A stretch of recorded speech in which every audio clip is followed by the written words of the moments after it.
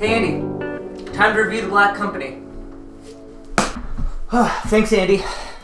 The Black Company by Glen Cook. So I'm going to be reviewing the first book in the initial series of The Black Company, which is called The Chronicles of the Black Company. It's the first 3 books. Black Company is one of those books where there's tens of books in them that you kind of have to find exactly where you want to start. So the first book is just called The Black Company, even though it's also what the whole series is called. That's what I'm going to review here.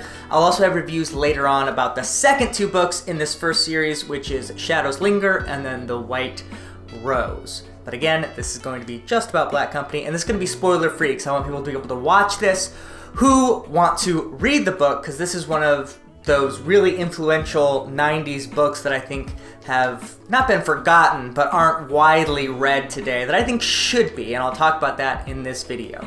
I have been really excited to read The Black Company because it is one of the biggest influences cited by Steven Erikson for my favorite fantasy series, Malazan Book of the Fallen. Obviously, no single work is completely influential on a single author and how they write, but there's obviously some influence overlap. And in fact, there's so much interesting stuff there to talk about that I'm going to talk about that in a separate video, and I'm going to start a series on things that influenced Malazan, or at least have some sort of connection to Malazan. So look out for that on my channel.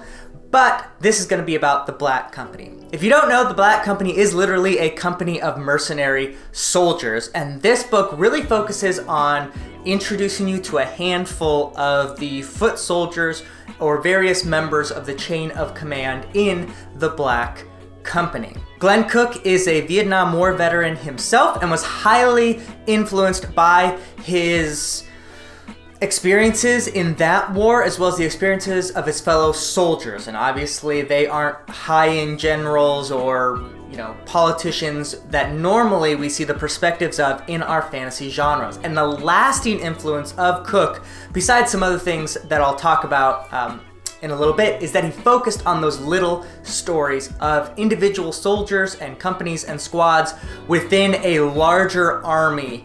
I think that makes this book fascinating. Another really interesting, fascinating point of this book is that it's written from the perspective of the analyst, basically the person who keeps the records of what happens in the company throughout their history. His name is Croker, and he tells the whole thing from a first person's perspective, but again, it's a very limited perspective because obviously it's just his viewpoint of what's happening, and he's not the overall commander. The commander is a guy who we just know as the captain, and then underneath him, just someone we know as the lieutenant.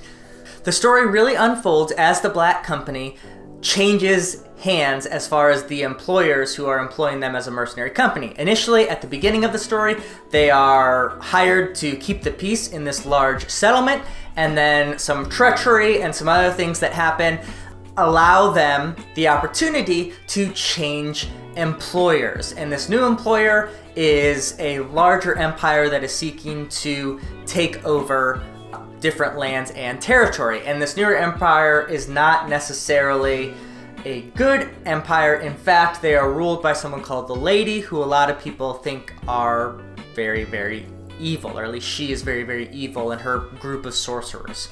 But again, all of this we see not from the high command and from the Lady's perspective, but from soldiers' perspective. So they just do what they're told, right? The company's now, employed by somebody else, so we do what they say. And it's not much more complicated than that at times. And part of the story is them struggling with that reality of their life. And I really, really enjoyed that on-the-ground perspective. And again, it's something that Erikson took and I think expanded on really well in the Malazan Book of the Fallen. But here it's done equally very well by Cook. Now the structure is a little interesting. The chapters in this book are very long and very limited because they are just from one perspective, Croker's, as I mentioned. And this is again something that is kind of like Malazan. He doesn't go out of his way to explain things. Again, he's an analyst, so his style is to write like he's writing to someone else in the Black Company. So they would know things that we, the reader, don't know. And so for a long time, you're going to feel a little lost at the beginning. One of the drawbacks of the Black Company, and in fact I would say probably the main drawback, is it is not very accessible.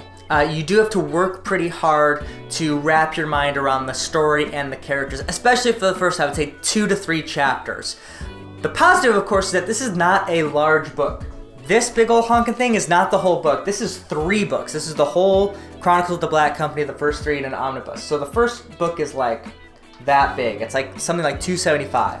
So if you're willing to stick it out for those first couple of chapters, you're rewarded with a really good ending, and you start to really know these characters well. And this isn't a review for the second book, but the second book is much more accessible and sort of settles down into shorter chapters and more personal stories, and you're comfortable with the world at that point. So I would recommend for sure you guys should pick up The Black Company, but also be ready for some of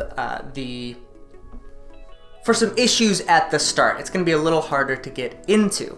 Once you do that, I think it's a worthwhile experience. Overall, I think this is a long recommendation for some of the reasons I mentioned. It's a little harder to get into, and the writing style is a bit odd from that first-person perspective. However, some of the themes in this work I think are really fascinating and worth exploring. Like I said, boots on the ground perspective in some of these larger worlds. It's a very interesting world where sort of anything goes, from flying carpets to flying whales to exploding sorcery to just like small moments between soldiers. And so I really think it is an enjoyable read, especially for the influence it's had on a lot of different parts of the fantasy genre in the modern setting. So Black Company, I would give a long endorsement. Definitely check it out. By Glen Cook. Have you read The Black Company? Let me know in the comments below. Be sure to subscribe if you haven't already. Check out the Patreon. And as always, first in, last out.